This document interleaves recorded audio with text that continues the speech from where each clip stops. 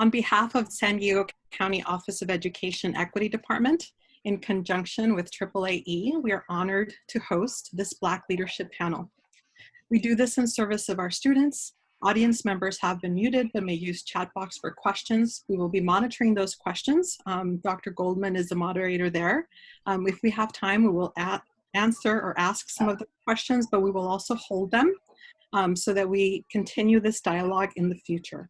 So if we don't get to your question, it's going to be okay. Thank you for joining us again. This session was designed to discuss the exacerbated inequities and the disproportionate ways both COVID and our current civil rights movement has impacted our Black population across our county. To begin our program, I would like to introduce our San Diego County Superintendent, Dr. Gotthold. Good afternoon or evening, everyone. It's an honor and privilege to have you here tonight. On behalf of our Board of Education, I want to welcome you to tonight's discussion that's put on by our Equity Department. These are actually a series of webinars. Most recently, we had a Black student webinar last week, and we are trying to encapsulate the student voice, our Black leaders, in a way that we can make this meaningful, make these learning experiences for our districts and schools and educators. And, you know, just to give you a little background and context of our Equity Department, a few years ago, Dr. Shirley Weber, our Assemblywoman, championed and, you know, was able to secure money, and San Diego County Office of Education and another agency were the only two agencies in the state selected for this. And even though that, that grant money has expired, this continues to be a priority for our office. We have enjoyed a partnership with AAAE and providing meaningful development for educators across the county, as well as Joe Johnson and INCUST in doing equity work, getting into the school buildings, working together with principals and teachers to identify barriers to and eradicate some of those systemic problems that prevent our kids from achieving at the desired levels. I am going to, you know, just quickly mention that in our student webinar, we had 10 African-American young people from our schools all across the county. And some of the things that they said were about their experiences in schools were as follows. They said they felt disregarded, said they felt disrespected, invisible at school. They experienced microaggressions. They also said they wanted the adults on campuses to listen, to learn more about them, and to speak up on their behalf. Now, there is no way any of our children should have to experience coming to school in that type of fashion. They also mentioned that the forum provided an incredibly powerful outlet that gave them a space to talk and to heal and to talk about some of their experiences. And one of the things that we noticed as an agency when we worked with school districts during the times of unsettling during COVID and everything else is that a lot of the educators we spoke to weren't comfortable providing these spaces and having these conversations. So our work is even more intentional, more grounded in what we need to do to protect our kids. I want to thank our students who participated in this webinar for their courage and honesty and everything else, because this was a webinar that the kids spoke candidly about their experiences at schools, and the audience were our teachers. They were our educators. Where this ties into the work that we've been doing is in our office. We've had an active African American Advisory Council started in partnership with AAAE for over a year. We're working to put together a blueprint for success based on research and evidence-based practices. And as soon as that is complete, that will go to our Board of Education for approval. And it's something that we are going to expect all 42 districts to reference in their LCAP about expenditures, about programs, about professional development to ensure the success of our historically underserved kids. I know that we've been talking about this work for decades, and one of the things that I challenge our staff to do is to stop admiring the problem and get to solution. We don't want this to be a one-shot webinar where we just talk about what it is that we need to do. I'd be remiss if we didn't bring up the fact that we lost, an incredible legend and champion and civil rights activist in John Lewis, and everything that I have heard, that I've seen, no matter what the circumstances, no matter what he was faced with, you always saw a thread and a message of hope with everything that he did and all of his work.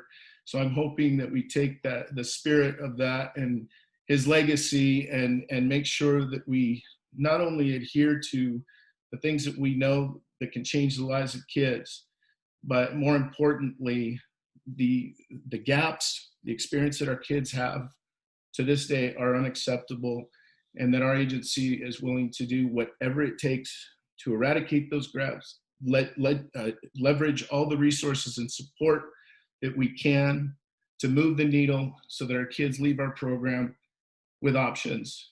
And what I mean by that is I believe that every child should be treated with dignity, respect, high expectations, and surrounded by loving and caring adults so that they are prepared to do whatever it is they want when they leave our programs. Whether they want to go to college or not, it's our responsibility to prepare them. It's their choice, but not the system. And too often the system has created the pathways for our young people. So having said that, I want to just make sure that I thank the panelists tonight. We have some incredibly esteemed folks. Dr. Shirley Weber, for your continued advocacy and work. We can't thank you enough for what you've done, not just for our community that you represent, but also statewide, and everything you do to advocate for historically underserved children. And I know you're going to be properly introduced later, but I needed to say that because of the work that she has done so profoundly from a state level. And Joe Johnson, of course, in INCUST, we have an incredible partnership there, and we're doing the work together in many of our schools, as you will probably hear later today. So with that, Dr. Bagula, I hand it back over to you. Thank you for our distinguished panelists, and I look forward to the conversation tonight. Thank you. So one of the reasons why we also came together, especially in pandemic times, is we started to note how racialized both COVID-19 were exacerbating the inequities. So we started to curate a long list of press items, and some of the themes that we noticed, and here's just a clip of this. When the Atlantic published the article called The Black Plague in April, we started to pay very close attention to the racialization of the pandemic. And according to all of the 6-page long list document that we now have of articles, we noted that Black Americans get COVID-19, they have higher rates of death, higher risk of getting COVID, they have higher job loss, they have lost their employee-provided health care, their businesses have closed, they have lost their savings, their retirement, their fear of not being able to pay for rent, access to health care has been compromised, and so the list goes on. And one of the things that we're advocating for is that schools that serve our communities pay attention to the disproportionality in the ways that COVID is impacting our students and our families as we proactively lead forward. Now, this was the case, and then our current civil rights movement, our Black Lives Matter movement also began, and so our Black students are experiencing two very different, historically traumatic items that are happening right now. So we wanted to make sure to gather a panel of distinguished panel members to discuss these inequities, to discuss our current state, but also to, much like Dr. Gotthold stated, what's our call to action? What is going to be our hope? What are we going to work towards? And so I want to formally introduce this beautiful panel. First of all, of course, we're joined by Assembly Member Dr. Shirley Weber, who represents California's 79th Assembly District. This includes Bonita, Chula Vista, La Mesa, Lemon Grove, National City, and San Diego. Dr. Weber chairs the Assembly Budget Subcommittee on Public Safety and serves as a member of the Assembly Standing Committee on Education, Higher Education, Elections, Budget, and Banking and Finance.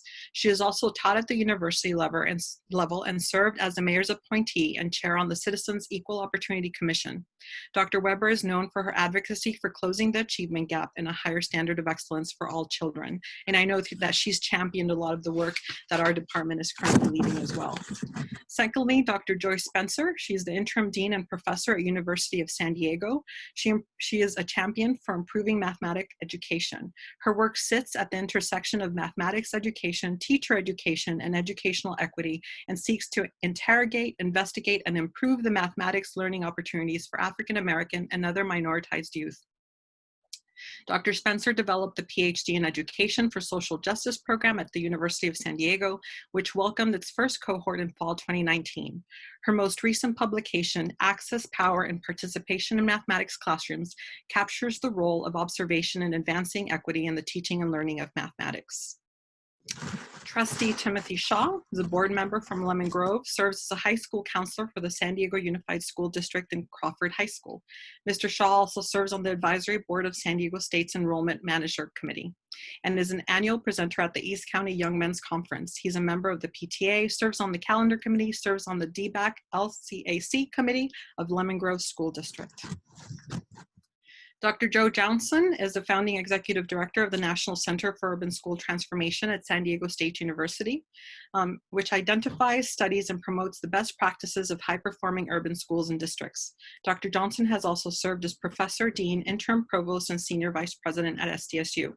Earlier in his career, he served as a teacher, school and district administrator, a State Department official, a researcher, and a senior executive director at the U.S. Department of Education. And we are also joined by Dr. Cynthia Larkin, the principal of Morse High School. She strives to make the curriculum relevant, rigorous, and engaging for all of her students. Dr. Larkin designed and taught a new course in the district, American Literature, taught through the African American perspective, which was featured in the San Diego Union Tribune and the California Educator. Dr. Larkin is a national board certified teacher in English language arts, adolescence, and young adulthood who believes that all students can thrive and achieve success when students are surrounded by nurturing and supportive stakeholders. So we welcome you. Thank you so much for spending your evening with us. We have an offering of questions. We have an offering of 3 questions. However, I do want to say that we're not in these spaces very often, where right now we have a panel of distinguished Black leaders from our county. And so we want to have this opportunity to witness you discussing your own leadership, your own expertise, and then the call to action for ourselves, all of the practitioners across the county that really want to lean in and do this work for our students. So I will try to MC a little bit here and there, but overall it is our discussion to have, your discussion to have, and for us to listen and learn from. So the first question, and I'm going to stop sharing, is how are you proactively addressing the disproportionality of COVID-19 in our current civil rights movement with the community that you serve? And Dr. Weber, would you like to begin the conversation? You know, I can. One of the things that, I hope I'm unmuted, I am, I think. One of the things that, that we addressed with the governor as we began to look at the data when it first came out, we sent him a note before our agenda saying that when the rest of the world catches a cold, Black people get pneumonia. And it's really evident during any type of crisis or pandemic as we are experiencing, whether it's our students in schools not having the necessary equipment they need, or the computers or the internet connections or whatever it might be, whether it's looking at folks being able to find a place to get tested because of the virus, being in our essential worker category where they're working more than anyone else and getting infected, living in housing that is overcrowded, not having the necessary resources to be able to survive. So it goes on and on. So we made a commitment at that point to say that when we recover, we will recover not as we were, but better than we were. That we have to begin to do the things that make a difference, and we have to recognize the fact that this tremendous poverty gap, this tremendous resource gap that we have in California, the richest state in the nation and the 5th largest economy in the world, that we have the ability to do things. So we have begun to talk about equity at the state level. The unfortunate thing is that we talk about it, but we don't act on it. And that's the problem with me always, is that everyone has learned the definition of equity, can give you examples of it, talk about it, and yet when the money comes down from the Cures Act, CARES Act, and we look at the money that is designed for education loss, which really affects kids of color more than anyone else and poor kids. That money is not being equitably distributed across the districts of students who have the greatest amount of loss. And people see it as, oh, we have less budget than before. That's not the issue of education loss. And so and the governor was battling it, but it's interesting that the members of the assembly who supposedly are in favor of equity and bringing justice and equality and equal opportunity cannot find it in themselves to let go of the dollars to make sure that those students are heard and they're represented. We're fighting, of course, to make sure that the bill that makes everyone accountable for the money that they get through LCFF, for those categories that money is accounted for, that it has to be kept used for those children and rolled over. We fought several districts who wanted to say, trust us, we will do right by the children this time. And fortunately, the committee said, no, if you have lots of money and you don't do right, there's no question in mind that when you have less money that you're going to do right. So there are a number of things that we're trying to do to try to create a greater sense of equal opportunity and access. One of those things that we're doing in terms of the caucus is one we're doing ACA 5, which will open up a tremendous amount of opportunity once we get past this whole clamp down on affirmative action, have an opportunity for districts to have money and resources specifically targeted for groups of kids who have need, and be able to legitimately do that without feeling that you're going to be sued every time you put together a program that helps Black students or helps Latina females or whatever it may be. We did that back in the 90s, in the early 90s in city schools, and all that had to stop with Proposition 209. Passage of Proposition 16 this time will hopefully open up those floodgates for opportunities for not only the kids' families, but for programs that can help those students. We're also putting forth AB 3121, which is reparations bill. No group has suffered as much as African Americans in this country and not received one penny for reparations. Nothing to try to bring them forward in terms of that, of economic development or educational development, working free in this country for almost 300 years, and then being set free without even an effort to give land or opportunity or education to that group. So we now have an reparations bill that's in the Assembly. It is particularly focused upon African American children and families.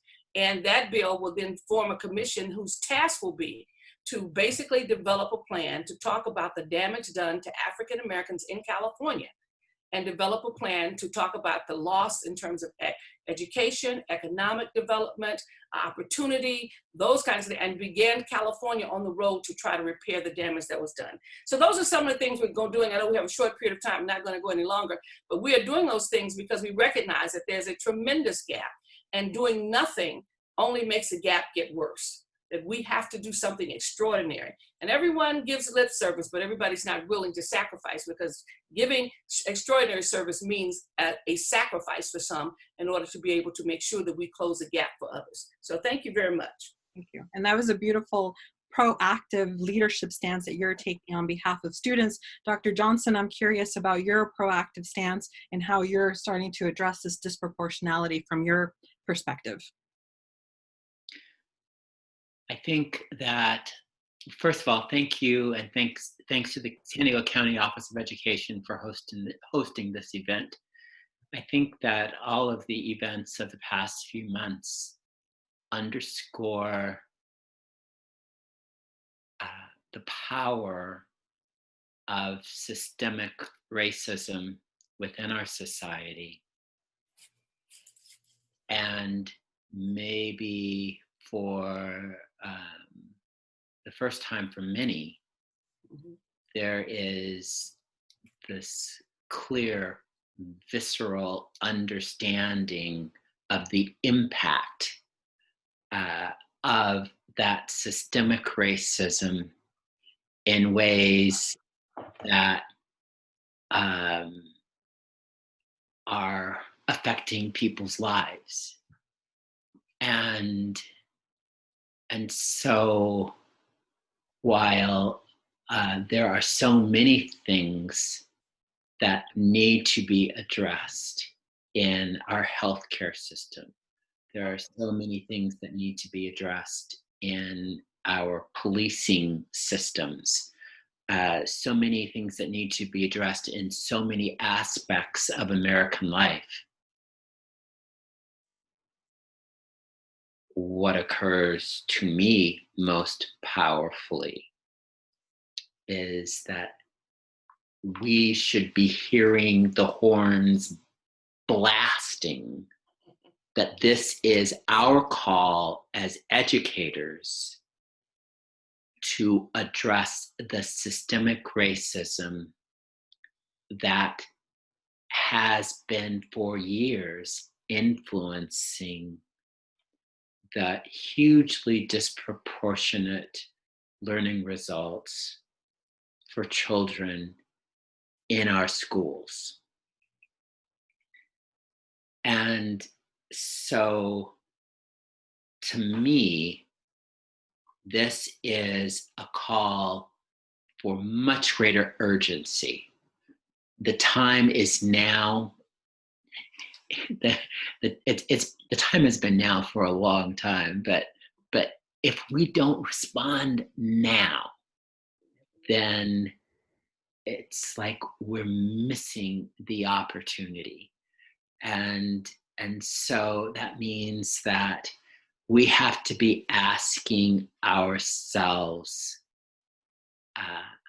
how do we articulate that all the things that we have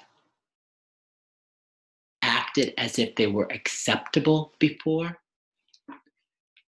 where we can show that it is clearly not acceptable, and where we push ourselves and we push our organizations, our institutions in ways that we move to a new normal where we have a commitment to make clear and positive changes. And just one last thing to say, when I talk about systemic racism, I'm not simply talking about the individual personal racism. I'm talking about the things that we don't even notice, the things that we have come to accept, the things that we have come to think, oh, that's just part of the way we do business, that are doing violence to our children and doing violence to our society. So to me, it's all about accepting the urgency for action that responds to the systemic racism within education. Thank you. That urgency, thank you. Dr. Spencer, same question to you, proactively leading for this. And you're on mute. Thank you for inviting me to be part of this panel. Just to jump right in, I want to start off by saying that part of what I'm doing is what I've always done, and I feel like we have to do this work in season. We have to do it out of season. We have to do it in 2020. We have to do it in 2021, and we have to keep doing this work because it's clear that the work isn't finished yet. So the first thing I want to say is that higher education has a huge role in helping to undo and to address the issues affecting African American children and families in San Diego. I am a Californian by birth. I'm born and raised here. I grew up in Los Angeles, north of here. What I've noticed by being in San Diego over the last decade is that there's a real resistance to naming issues that actually use the word African American, actually use the term Black. And to me, if you don't name something, you cannot actually fully address it. And so some of the things that I've been engaged in are actually having named scholarships for Black students, actually having named activities and programs that are specifically for Black students that understand the challenges that Black students face and the nuanced ways in which they face those challenges. So I'm going to specifically just share quickly about in mathematics education. It was clear to me as a very young person growing up in California that math was really shaping who had opportunities past high school and who did not. We all know the stories about the achievement gap and how mathematics serves as this gatekeeper, but we've yet to really conquer this problem. Well, what I was able to see by spending years in schools is the way in which early on African American kids are pegged as unable to achieve in mathematics, mathematically illiterate, not engaged. I would hear this message over and over again about Black students. And as the former speaker just said, it's gotten to the point where we just see it as normal. We walk into a school that is 60% Black or 40% Black, and the higher math class, it has one Black student in it, and no one has called attention to it. That we sit there in that school for an entire, decade or 2 decades, and no one calls attention to it. This is a travesty, and it is a norm that is unacceptable. And so one thing I have been engaged with for many years is something called the STEAM Academy. There's a lot of other work that I do, but I'm going to call attention to this because myself and my colleagues at the University of San Diego, we have been intentional with developing STEM and STEAM outreach specifically to Black families, Black churches, Black mosques. We don't just sort of put a blanket. We're looking for, the general student of color. Well, we are, but we also are being very deliberate in saying, if you see an issue, you have to address it, not skirt around it. We hire counselors who are African American, who themselves got educated in California, who experienced all the challenges and the nuanced racism that Blacks experience in a space like California, because Blacks experience a unique racism in California that is pernicious yet different. It has lasting huge effects, but they're invisible. And but at the same time, we see the impact of them. So one thing with the STEAM Academy, we hire African American counselors to run programs so that when Black students come into our program, they can see folks who look like them. A number of other issues, a number of other activities I'm engaged in. For example, I just started a PhD program in education for social justice. Why? Number one, we need more people of color who have PhDs in the state of California. When you have educators of color who have PhDs, they're going to be able to have positions of power that are going to be able to turn the wheel that needs to be turned. And we have a problem with actually awarding PhDs to African Americans in this state and to other folks of color. This program is specifically about folks who are committed to education for social justice. We have been, the outpouring, I cannot tell you how many, the outpouring of folks who want to get into our program. And it's not just any old PhD program. When they come here, they're educators, and we are educating them about the story of African American people, the story of the indigenous communities here in California. What the end result, in my opinion, is you cannot educate a child whose story you do not know and whose people you do not respect. And when you do, and that's what I think is happening in many schools. Black children show up and folks don't know their story. They don't know their history. And we are teaching the history of our people in this PhD program. And what that's going to do is produce educators who can actually change and respect. My heart breaks when I hear young people saying they don't feel respected, they feel invisible. That is heartbreaking. And so we are doing work to change that, to change our educators so that they can see our children, name our children, love our children, call them and say something as Black is beautiful. This is an African-American program. We're proud that this is an African-American program. So I'll stop there, Fabiola. I could talk about this all night. I appreciate that, because one of the things that I know we heard very clearly from our student panel was that they said all we learn is about our role as slaves. And that's the only bit of history that we talk about. And there's so much more breadth and depth and beauty on our history. And we need to learn all of these things as well. So I appreciate that. Or Trustee Shaw, what are some of the proactive ways you're leading? All right. Well, thank you again for this opportunity.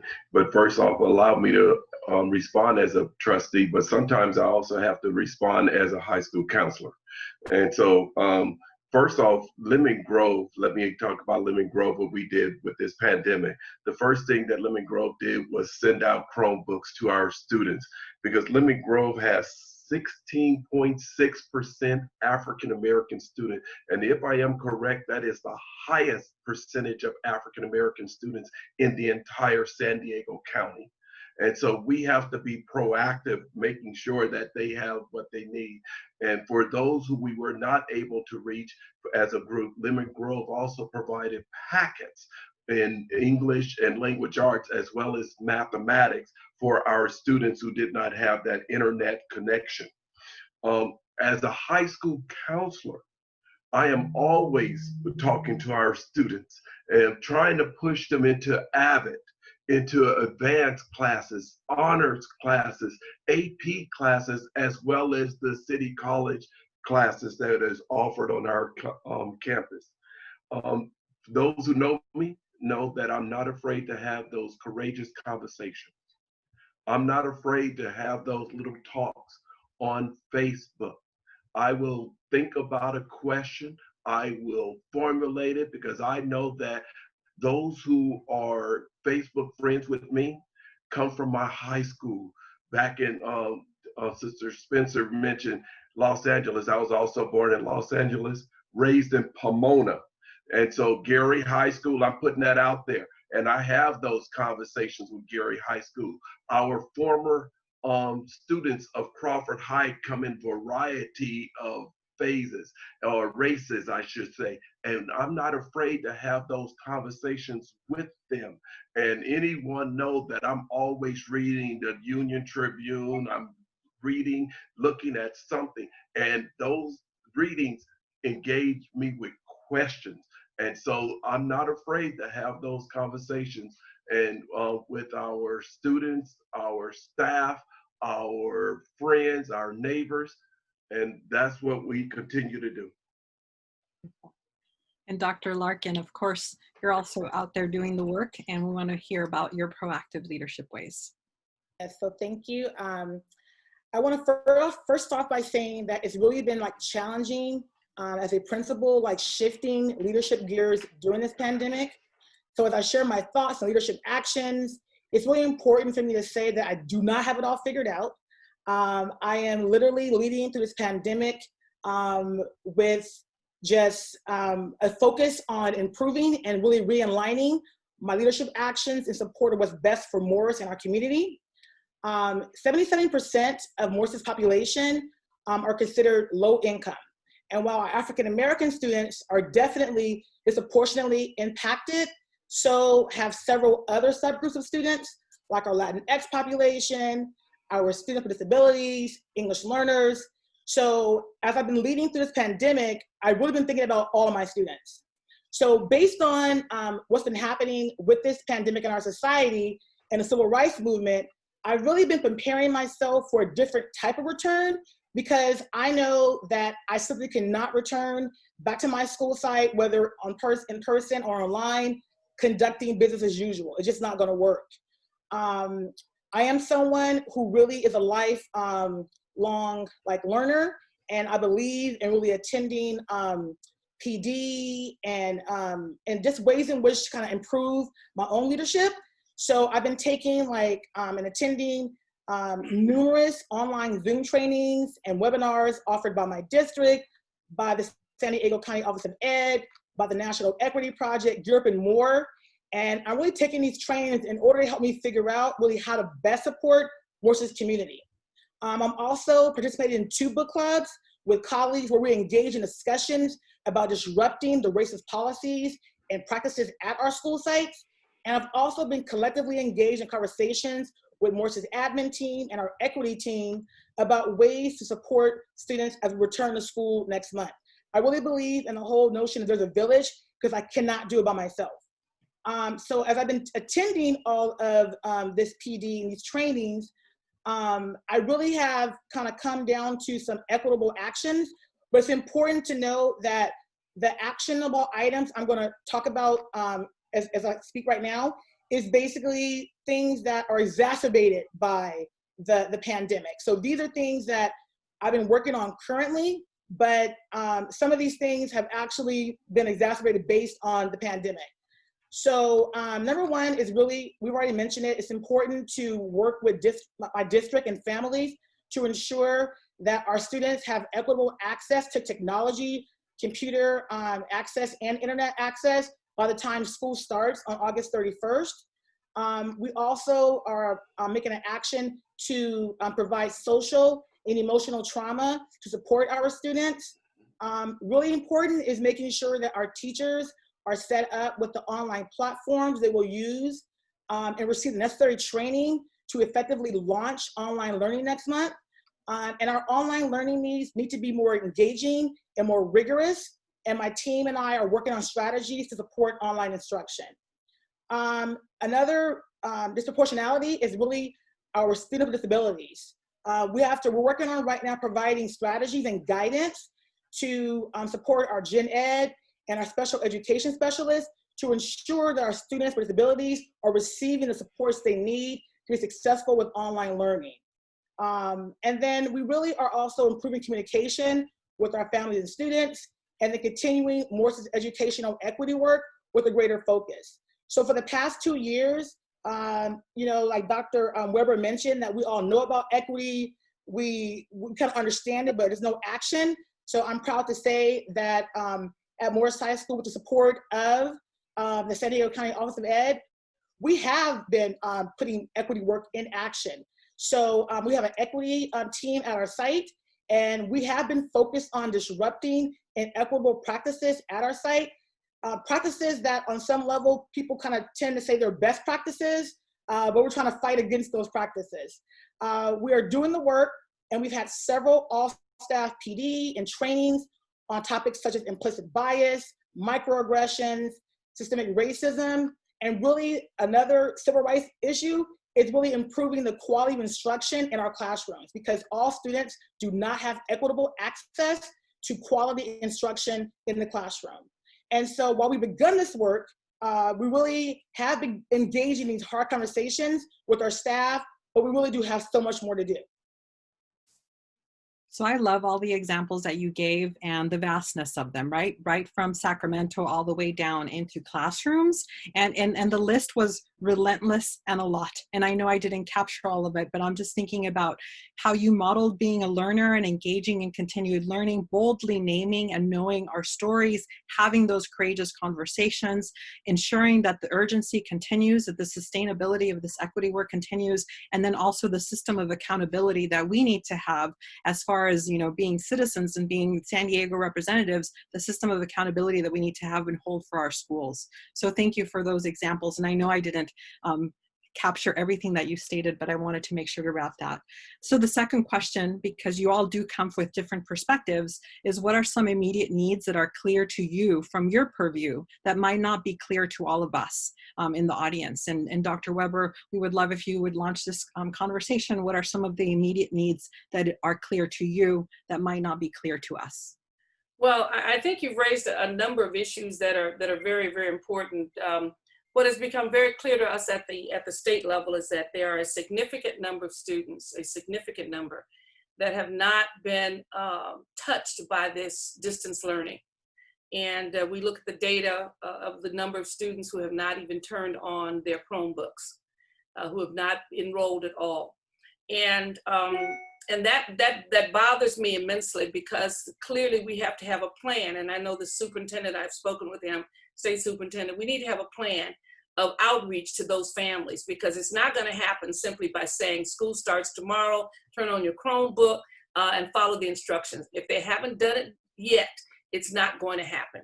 And I know that we're in this COVID situation where there's no contact and so forth and so on, but we are going to have to figure out a way, whether it's by phone or whatever it is, that we make contact with those kids who have not been engaged yet. That is so important, because those students have already lost almost a half year of instruction. And generally those are not the kids who can't even afford to lose a minute of instruction. So we have to begin to do that. in addition to that, and so we're working on that at the state level. I am tenacious with the state superintendent about what we have to do for these kids. But in addition to that, I have also said to many of my friends who are retired teachers and educators and just retired citizens in the African American community, we're going to have to develop a system ourselves to reach out to our kids. We're going to have to provide the tutorial, the support, the caring, the attention they need. And many of us, and when I mention this, people go, oh yeah, I could do that. I could do that. We're going to have to tutor those kids online or however it is. We're going to have to reach out to them through our churches, through whatever means it's there. But we're going to have to do the work because we can't wait to get the data that tells us again that these students are not just behind, but severely behind, that this pandemic has had a tremendous impact on them. And we're going to have to insist that the system develop a method by which those kids can get the information they need and catch up. It's not going to be sufficient to just run the normal race. They're going to have to run faster. They're going to have to jump higher because they're already behind, and we see what's happening right now. So so we're looking at what we can need to do at the state level to make sure that every child has been contacted, has a plan or program or something, because just to ignore the fact that 20-30% of the kids have never turned on their Chromebook and then declare ourselves successful because the ones who turned it on probably have been turning on Chromebooks their whole life, and so as a result, my grandkids are doing homeschooling with their mother who's a physician, and my kindergartner is already getting ready to do multiplication. Now this is because mom is so focused on his education that he now thinks he can do algebra. He told me the other day, he's ready for algebra. And he's learning it, he's doing algebra, and he's going into the first grade. So, I don't worry about them. But I do worry about those kids whose parents are nervous about school, nervous about technology, don't understand all this stuff. And we see the data that they've not even turned on their book, they've not been engaged at all, or either they've had the teachers didn't know what to do. And so these kids now are suffering even more loss than they already had. And no intervention much in the summer. We're getting ready to start the fall. We're not going to have school again in the traditional sense. We cannot keep marching on as if this is normal. This is not acceptable, and we have to have a sense of outrage. And so I've been pushing the state that they're going to have to do something. I've also been pushing my friends and my colleagues who are educators and teachers and saying to them when I meet with them, we're going to get together, you guys, and we're going to figure out who these kids are and what we need to do for them in this community and begin to help them, because we just can't sit back and say, oh, well, it was a pandemic. We have to intervene immediately and to make a difference for these kids. And so that's my big push, not only at the state level, but on a personal level. Come September, our session is over, which means I'm in San Diego from September to January. So September to January. You guys are going to get tired of me. You're going to get sick of me, because I'm going to be knocking on everybody's door who can read and write to say, you got to help these kids. You got to do something. You cannot just ignore it, because it is unacceptable, because it is compounded over years, and we've already lost too many kids. And so waiting for the system to do it, the system is going to do its thing. You guys got some great folks working and what have you, but you need some help. And that help needs to come from that community that loves those kids. Thank you for that, Dr. Weber. We're going to go to Dr. Larkin. So Dr. Larkin, what are some of the immediate needs that are clear to you that might not be clear to all of us?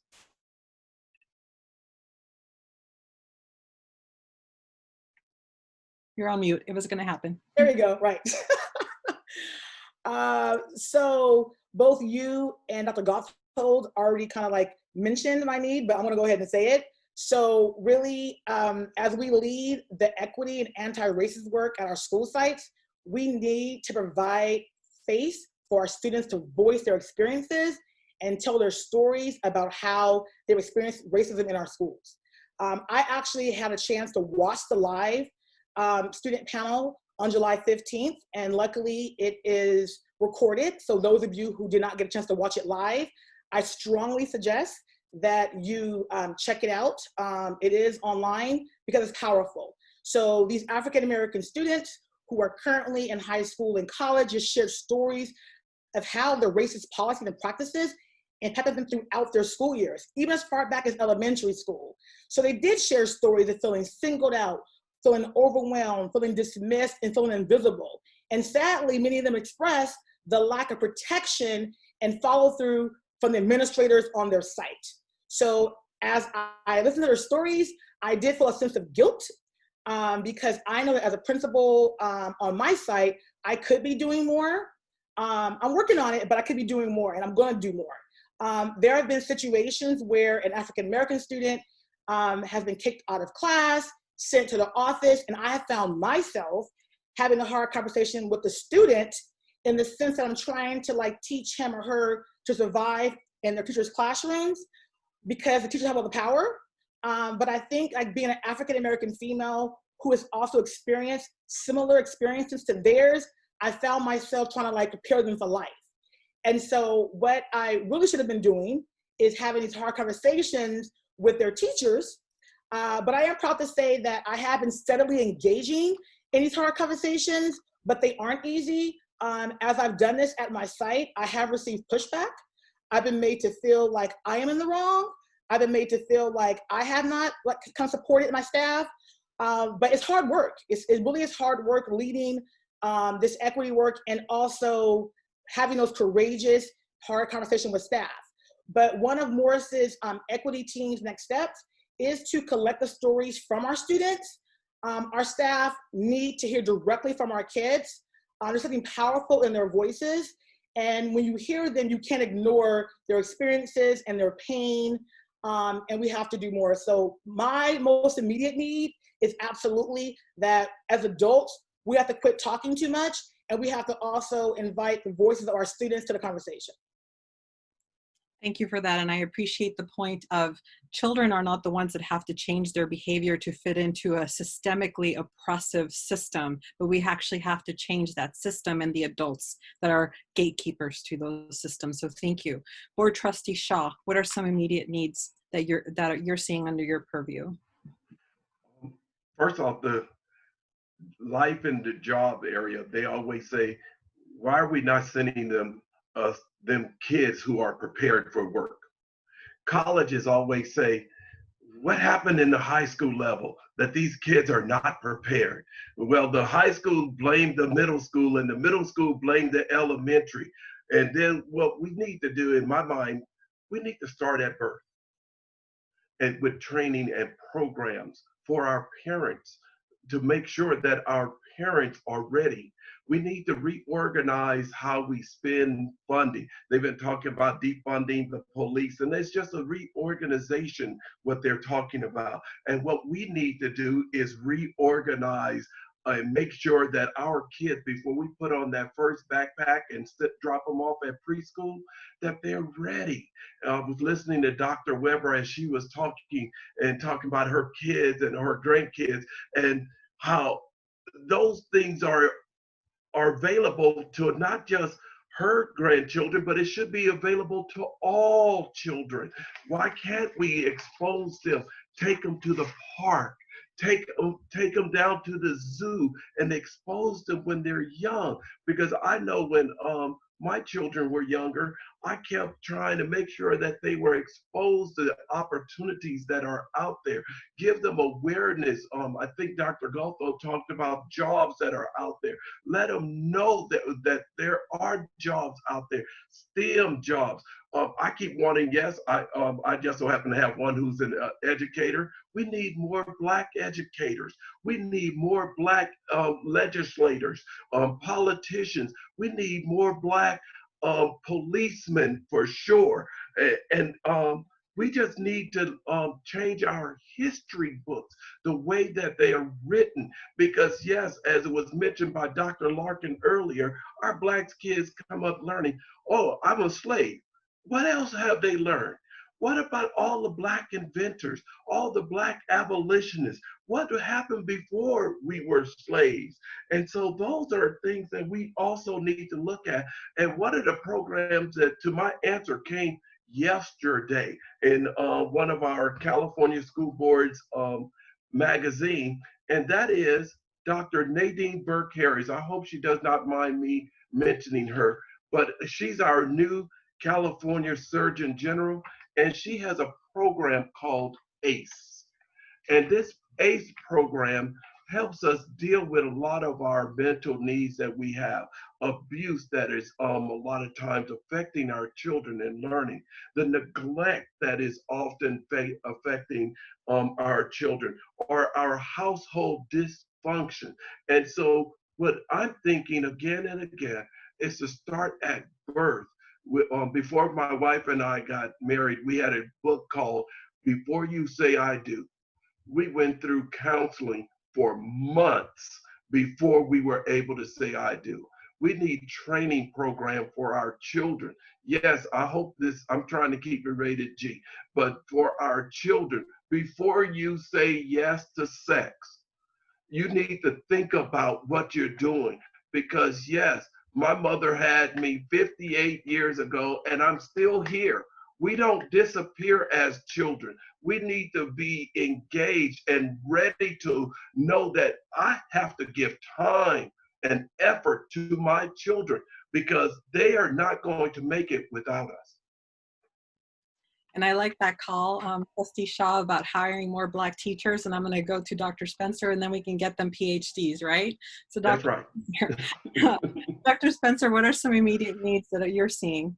Some immediate needs that I'm seeing are related to mental health and related to just this idea of housing density, and the fact that when COVID hit, if you're living in a home that is crowded, if you're living in a community that has very little green space, where you can't go outside and envision and look up at the blue sky, there is an impact of that on you, on your mental health, on the level of joy.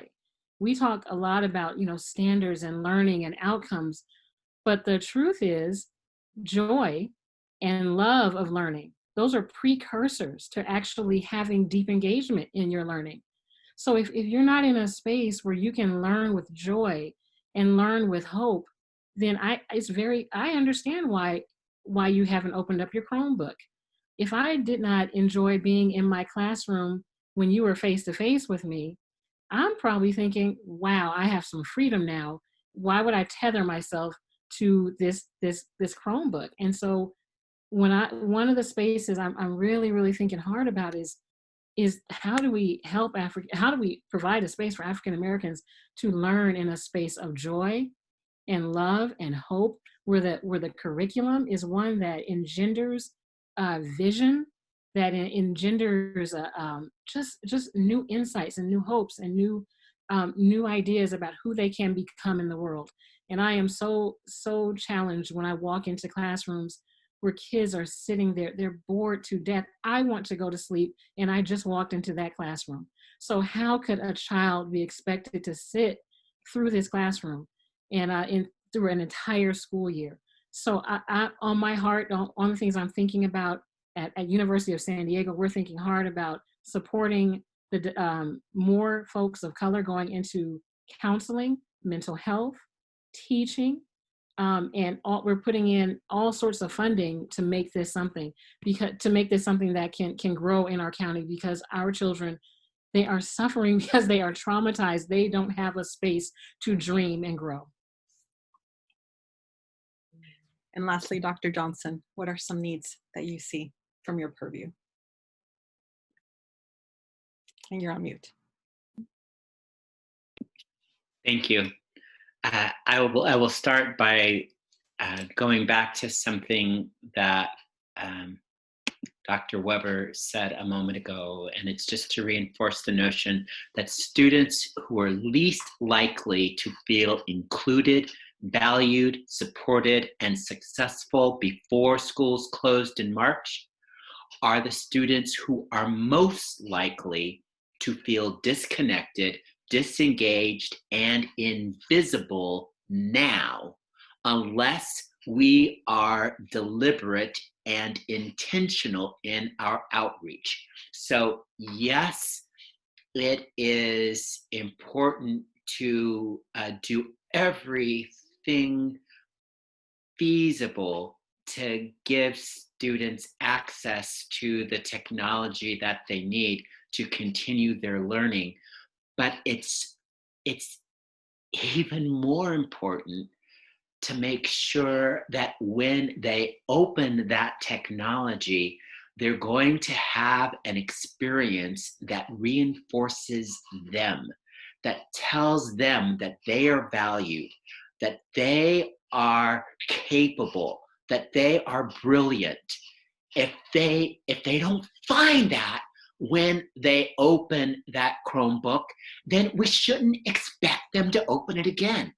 And so we have to challenge ourselves to not just think about what is the technology, but how can we utilize that technology in new and different ways that are going to connect and connect powerfully with our students, especially those students that we know have not been engaged before.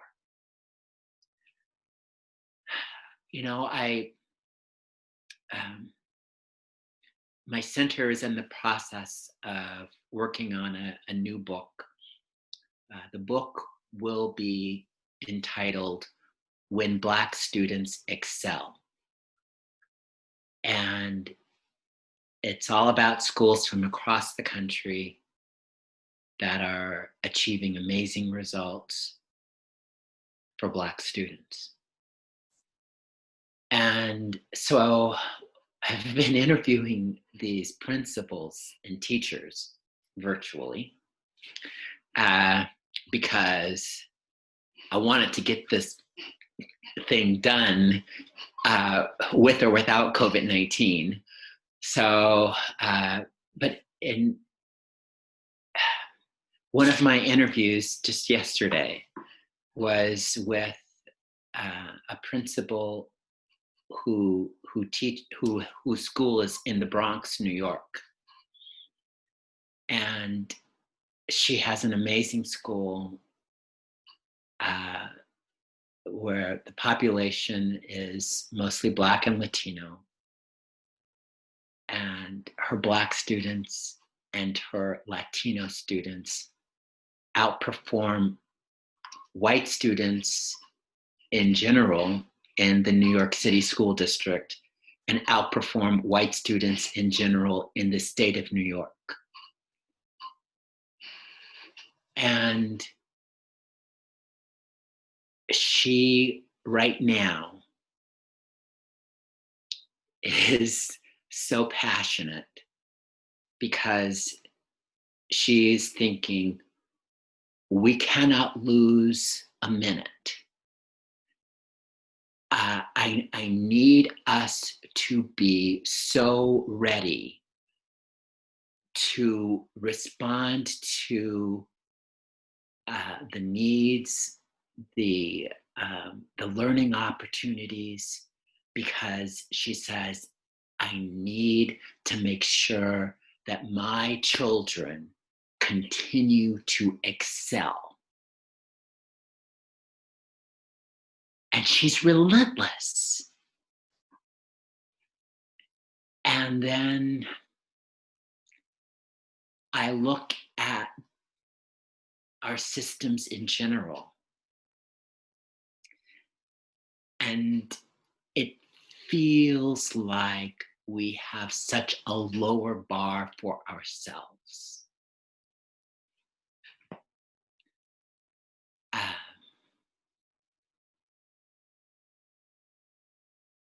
We've got to find that same relentless energy that says the time is now. We've got to do this.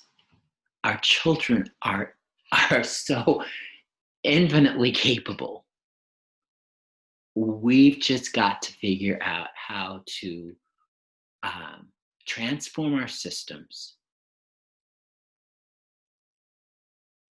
which also means supporting great teachers, supporting great principals like Dr. Larkin, helping them so that they can succeed in making a powerful difference for our Black students.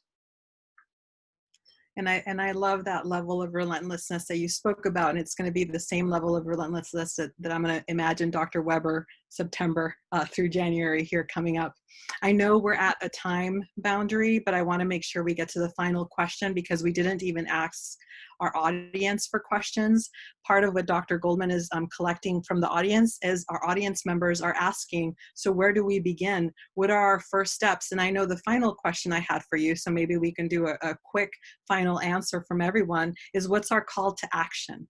What is our call to action now, and what does that mean? And so if maybe we can do that quickly so that we can honor the time boundary, but also make sure that we are united in our collective effort. So Dr. Weber, what's our call to action? Well, clearly, each one of us have to believe that we are the answer to the problem, that it will not be solved without us. And I go to Sacramento every day believing that if I don't stand up, nobody else will. And there may be others who will, but I will not sit back and wait for them to raise their hand and to move forward and to raise those issues. And so we have to believe that we are the answer, that we have the answer, even if we are not confident that we do, we will. If you believe you're carrying the solution in your hand, you go run fast to get it to somebody. And we have to believe that we have the answer. We may make mistakes along the way, but we will keep pushing because somehow or another the answer lies within us. And that's not only the teacher, the principal, but that's the community, that's the parents, that's everybody that's there that ought to be at a point where they're so determined that they have the answer, that if they don't stand up for something, nobody else will. And that works because, you know, when I go to Sacramento, people tell me, oh, you can't do that. You won't be able to pass this bill. But I believe that somehow or another I will sit there to do this work. And so I push forward with it and I bring it out. And interestingly enough, people join me. So now there's a group that's getting ready in Sacramento to become an education committee beyond the policy committee, but the advocates of Democrats and Republicans, because I've been challenging them to stop telling me this crap on the floor if you're not willing to do something about it. And so I get notes every day. Tell me when you're going to meet. Tell me what you want to do, because we have got to believe that we have the answer and we can't keep waiting for somebody else who has a title to do the work. It is our job to do the work. And so when you get that sense of urgency, you will move. Thank you. How about we go to Board Trustee Shaw? What's our call to action? Well, our call to action, our children. When the position for Lemon Grove School Board came up, when I saw it, I ran for it. It's like Dr. Weber was just saying, I have to do it. And I knew going in, despite the other 9 interviewers, I was like, this is my job. I have this. And we have to teach our children to know that they have this. As parents, as educators, we have to do that. I have 4 rules in my house, and I use them at work as well. And Crawford, if you're listening, you already know it. You can even sing the song because I've taught you. But earn A's and B's. And when I say A's and B's, I want you in AVID. I want you in the advanced classes. I want you to take those college classes. So earn A's and B's. Join clubs. You want to become the leader of the club, because when it comes down time to it, you want to say that I'm running it. And we're not going to even talk about the scholarships that come when you have A's and B's on your transcript and when you're the leader of your clubs. Earn A's and B's. Join clubs. Play sports. Be active. It's good to be physically active. I know that we have this virus now, and in San Diego Unified, we can't practice till December, but it's okay. We still join clubs, play sports, and last but not least, give back to your community. Volunteer. So earn A's and B's, join clubs, play sports, and volunteer. Beautiful. Dr. Larkin, what's our call to action? Okay, not on mute. Okay, good. So our collective call to action, in my opinion, is to really do the anti-racist work of eradicating structural racism in our schools. So I think that we need to continue making a space to have these discussions about race and inequalities in our schools, but these discussions must now begin to shift toward action. So like for districts, I really believe that they have a call to action as well. So majority of our educators, I believe, have not had in-depth and consistent ongoing training needed to effectively teach our historically underserved students. And I feel like in order to support this anti-racist work, they must have ongoing PD. It just can't be a one and done type situation, right? So I think that school districts need to provide anti-bias PD for principals and teachers. And the big caveat here is to hold principals accountable for leading this work at our sites. It's one thing to offer training, throw money at it, but it's a whole other level to ensure that we're actually doing the work. And I really have a call to action also for administrators and teachers. I really feel that we have to first examine our own unconscious and conscious biases and really get uncomfortable enough to do something different. So I feel that we are often upholding the racist policies and practices at our sites, and we need to do the work to have the critical conversations and hard conversations with our admin, with our teachers, but it just can't be admin speaking to teachers. It must also be teachers having hard conversations with each other. Thank you, Dr. Spencer. Our call to action. Sure. We have several. First of all, be engaged with young people in your life. There are, we're on this panel, all of us have either children or grandkids or nieces and nephews, as well as the young person who lives next door to you. It is unacceptable if the people in my community who are right next door to me, if I'm not loving on them, if I'm not teaching them to understand who they are and where they come from. So teach young people who they are, their history, their legacy of greatness. When you understand who you are transformed. When you understand your story, when the times that I have seen light bulbs come on is when I have seen young people and older people figure out and see what their story truly is. So teach our story to our young people. If you do not know the story of Black people in America, learn the story. There are so many ways for you to find out what that story is, and it is transformational. So history is transformative. I will give also a plug for, do not forget the higher education space. There's a lot of opportunity and power there. I personally am happy to work on partnerships. We partner with several districts throughout the county, and we have seen wonderful, wonderful movement in children's interest and children's engagement in STEM and in STEAM and in other ways as well. So do not forget our space in higher education. We are here, and it is our duty and responsibility to be present and to serve in the community. Thank you. And Dr. Johnson, our call to action. You're on mute. Thank you. So many things I'd like to say, but I'm going to just keep it to one. So when we visit very successful schools that are doing an outstanding job of educating Black students, we go and we interview the students. And during those interviews, we ask, well, who here at this school really cares about you? Who here really cares about your success? Who here is determined to make it such that you will succeed at high levels? And the kids will just go off telling us about this person and this counselor and that teacher and this principal, and they show us that they are benefiting from a community that has wrapped itself around them in a powerful, caring way. There's 100,000 things that need to be done. But if for now,